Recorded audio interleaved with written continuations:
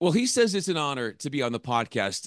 I would have to say it's the other way. I am honored to have him on the podcast. This is Jeremy Edney. You know him at ESPN. He is associate director, creative branded production there, wearing one of the coolest hats I've ever seen that has the ESPN moniker on it. We're going to talk about his story, center on his life, not just professionally, but personally as well. So we're going to go beneath the surface here with Jeremy. I'm Bryan Fenley. This is the On to Something podcast. I love highlighting those who work in sports media and show their human sides. Jeremy, thanks so much for stepping into the conversation octagon with me. I'm looking forward to having you on and shining light on your story. Yeah, the octagon. I didn't know we were throwing down. Yeah, no, it's a pleasure. Thank you very much. I enjoy your content and I appreciate your time. Well, I enjoy your hat, and I want to know, how did you get that? And it is one of the most stylish looking ESPN hats I've ever seen. It's well, there's a long story and a short story. I'll give you the short one. This was available. We Prior to the pandemic, the ESPN store was open on campus, and we sell various merchandise there. And this hat was on the shelf one day, and I loved it, so I grabbed it and put it on. And a lot of people started commenting on it, especially crew on productions. And so I went and bought 10 of them and started giving them out. And before I knew it, one of my colleagues and I had cleaned the store out of these hats, and we were giving them out, willy nilly because everyone loved them so much.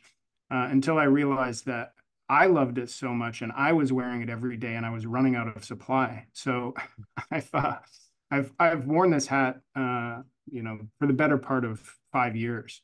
And I wear it every day. Really, it's my calling card. And I have one more that's untouched, that's still in perfect condition. This one's starting to fade, but we'll see what happens when I run out of supply. So you have the wherewithal to say, all right, there is a life expectancy of a certain ESPN hat, and you have already thought ahead to know that as soon as that one sort of gets a little bit old, that you're going to move on to the next one. Now that takes, Jeremy, a whole lot of planning, and I feel like planning is a big part of who you are, but just to see it from this level, from a hat level, that says a lot about you. Yeah, I suppose it does. I Another thing that ties into the hat is I wear all black basically all the time. I'm black head to toe at the moment, and I'll be probably black head to toe tomorrow. And the reason for that is it just takes any guesswork out of getting dressed. I don't need to think. I don't need to think about it. I can apply my thoughts elsewhere. I get up, and although I have variety in the clothes that I choose, I just don't have a lot of variety in color, or no What color for that matter. Why do you think that is? Obviously, you said it's easy for you to get dressed, but why is it important for you, or where have you found the need to say, hey, let's there's so many complexities to your life, but when it comes to just getting ready in the morning, let's not make that one of them. Yeah, it's really just about creating pockets of simplicity in my life. There's a lot going on for everybody, including me, and just removing something that uh, you know uh, can be, I don't want to say a struggle because it's not really, it doesn't qualify as a struggle to say whether you choose a red or a blue shirt in the morning. But just taking any sort of deliberation out of the process so that I can put my attention elsewhere. Your attention elsewhere is really much at ESPN, clearly by the work you're doing and that you've done there for a long time. What about your work? Is it a complexity that you run to? That it's not like when you're getting dressed in the morning, you're like, let's simplify things. But when it comes to work and the complexities that come, that you are running to those things and what those look like. Uh, I guess in a to to clarify, are you asking, why I embrace the complexities in my work? Yeah. Yeah, I would Yeah. say so. I don't have a choice. Uh, well, for one thing, it's my job. And that seems like an obvious thing to say, but it's true. It's my job. Um, it's a difficult question to answer, because even in my work, I try and simplify things.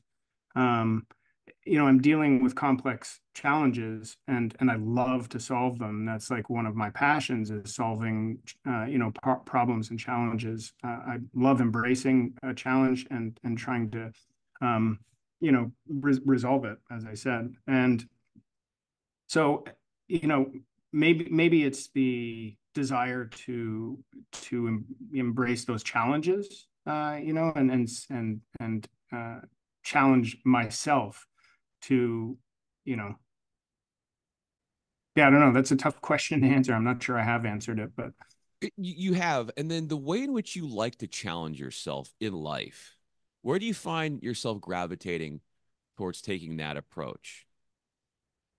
but all of my challenge when it comes to personal challenge is focused on self-improvement, self-awareness, trying to be as conscious of my place in the world as possible, and trying to improve myself, every day in every way. I do a lot of things to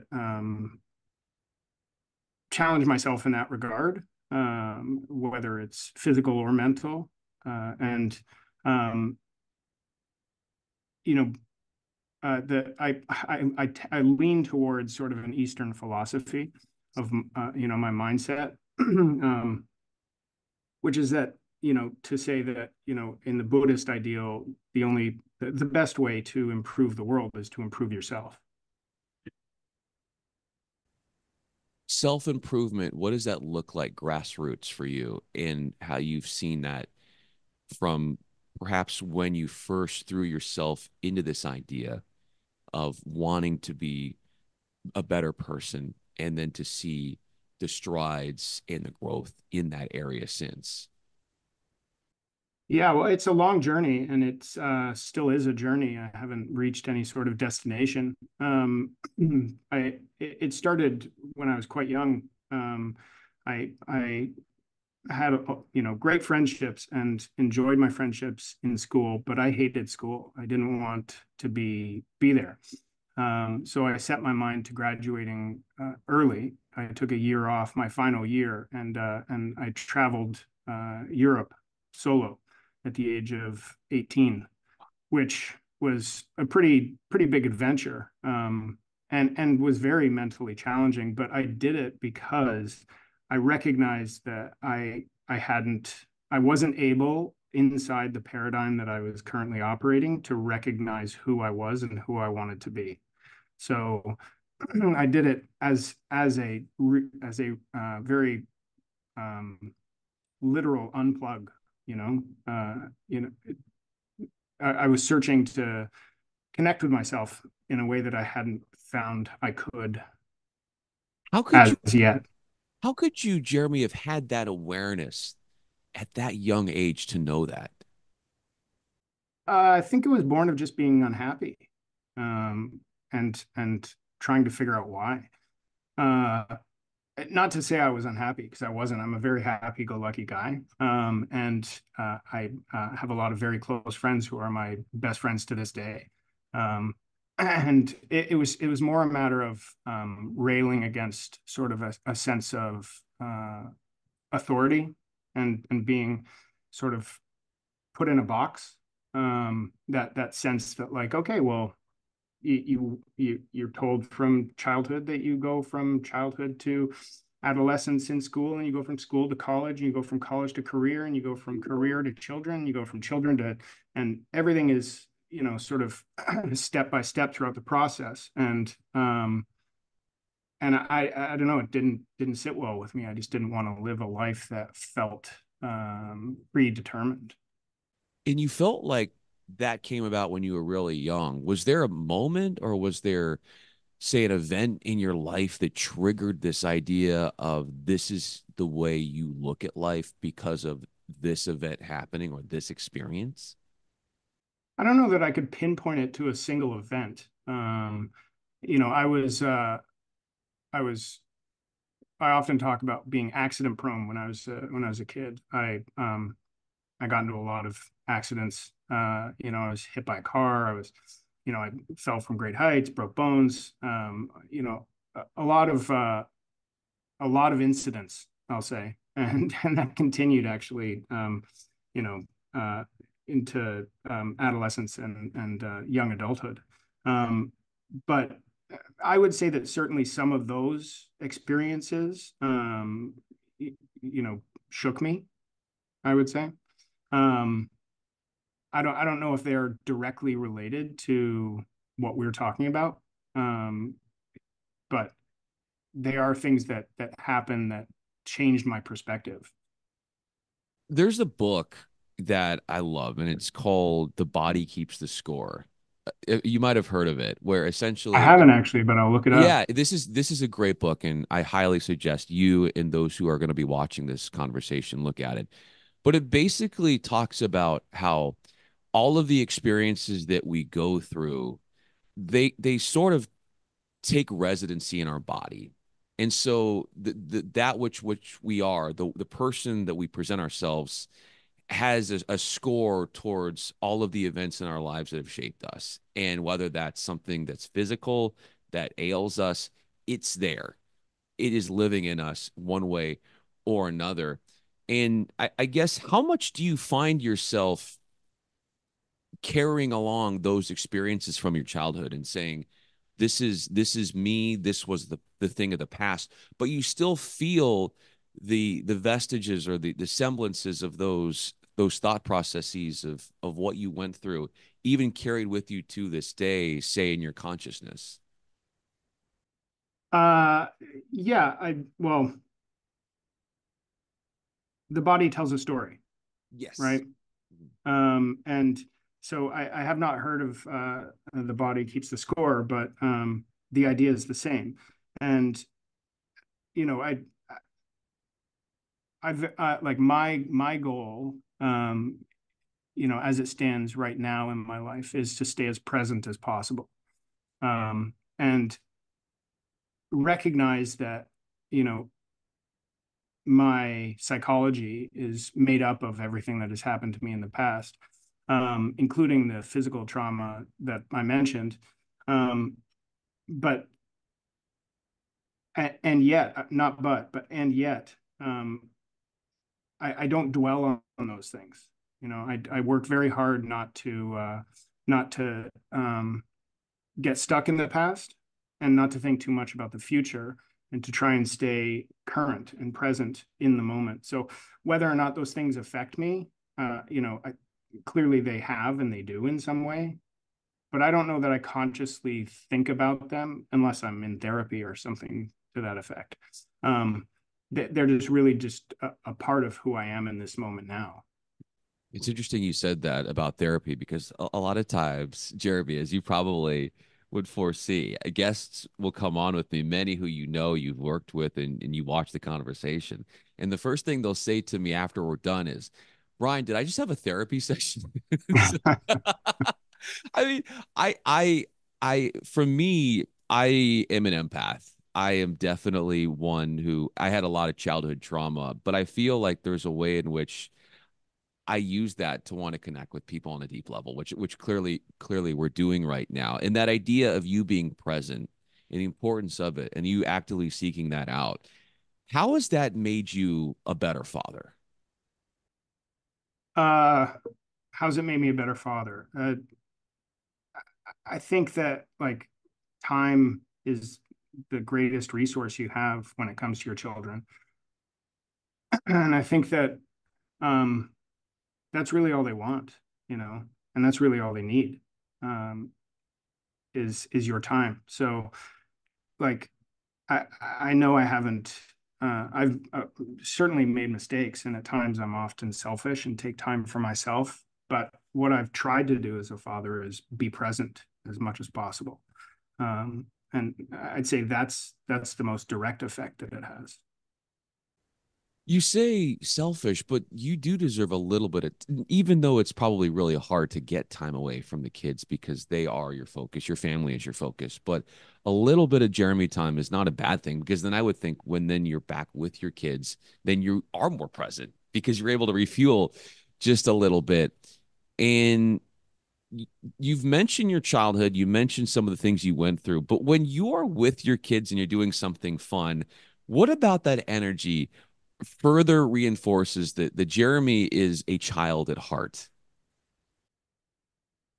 Laughter, I would say.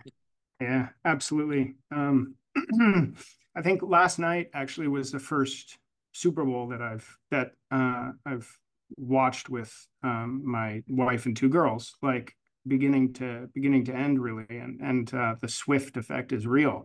Yes, I it is. can I can attest my daughters love Taylor Swift, and to be perfectly frank, so do I.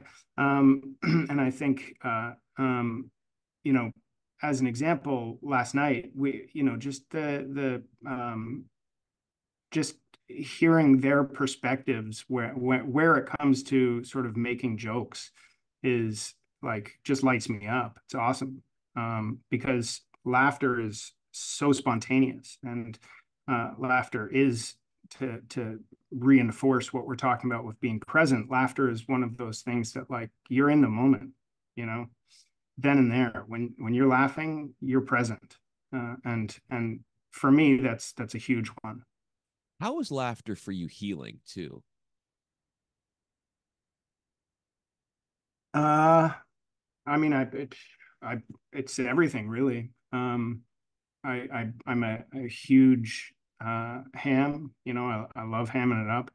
I absolutely love joking around with everybody. And I think the lighthearted side of life is critical to making it through this existential swamp. Um, and and for me, that's like uh, that's where I go. You know, I lean into humor and laughter and in every day as much as possible. You know. I would think that you would also lean into some of those travel experiences that have been a part of your life across the world. One being when you went to Iceland. What about that experience to this day are you leaning into? Iceland's a great place. It's really it's otherworldly. It's like an alien planet. It's absolutely beautiful. And the people are quiet and guarded, but very warm and welcoming. And there's also not very many of them. Yeah.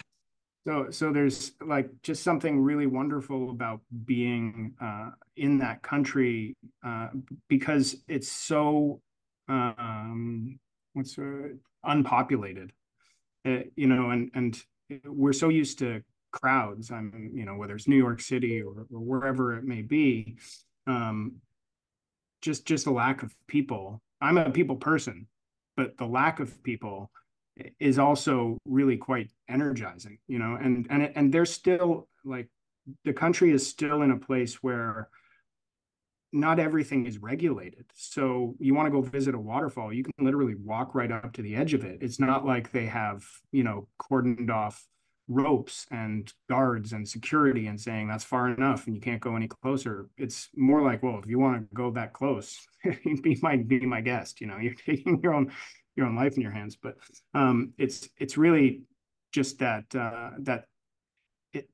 sense of freedom, really. You know, it's a wonderful place. I encourage everyone to visit.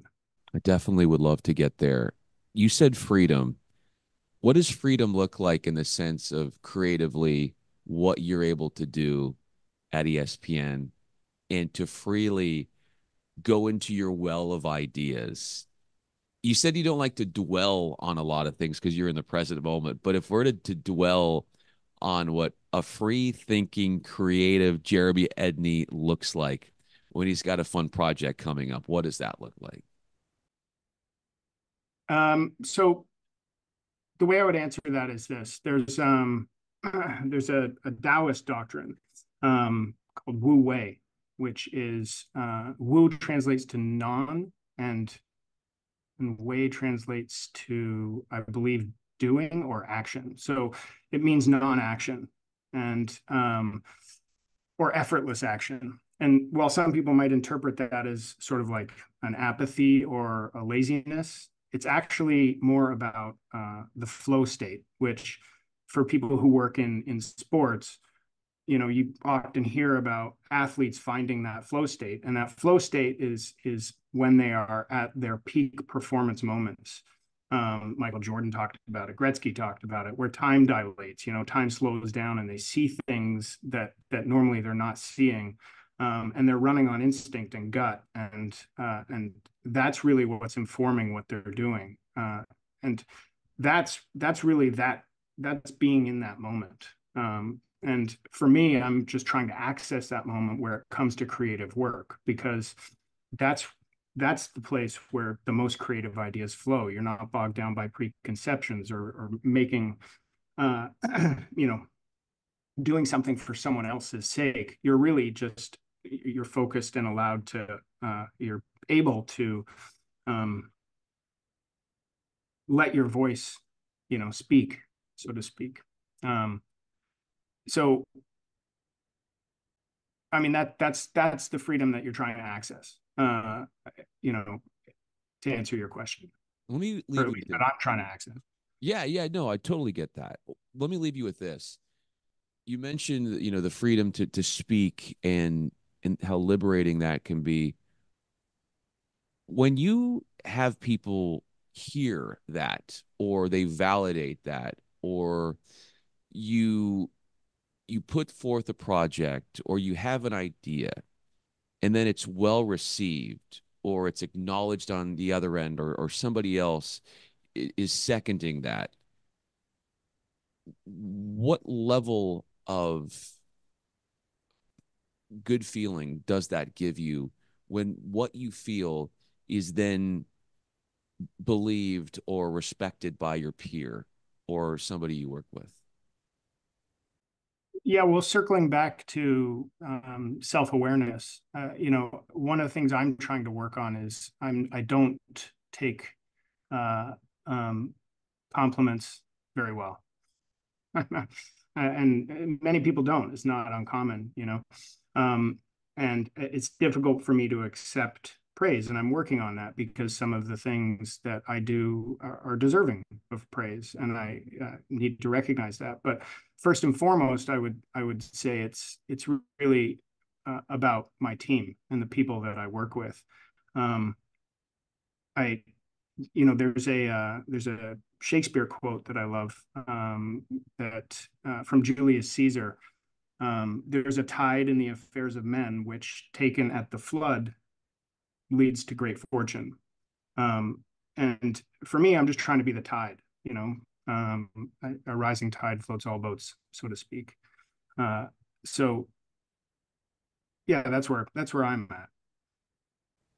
With all the quotes that you came across, I feel like next time we do this, I'm going to have to put the little quotes in the form of signs Yeah, behind me. I think it would really spice up the yeah, conversation. little graphics popping up. Yeah, I'm a big quotist. Yeah, I it's pretty impressive the way in which you're able to recall that all of these quotes so quickly. And you mentioned graphics as we started this interview. The graphic on your hat, the way ESPN is presented, that is really sweet as well. And uh, yeah, you're not one to want to take compliments. You're a man who's a team player. But if humbly this conversation can just shine a little bit of light of the good things that you're all about, I hope that it achieves that. Jeremy Edney of ESPN. I'm Bryan Fenley, doing some work with ESPN in the volleyball world. I appreciate you, Jeremy, so much for doing this. yeah, great. Thanks very much. I look forward to the next time. I'll have some more quotes on mine. We can talk about. So I studied acting before getting into film, and that's one of the reasons I have like a fairly good recall for quotes. Well, you just set up the tease for volume two. I appreciate it. Yeah, exactly. So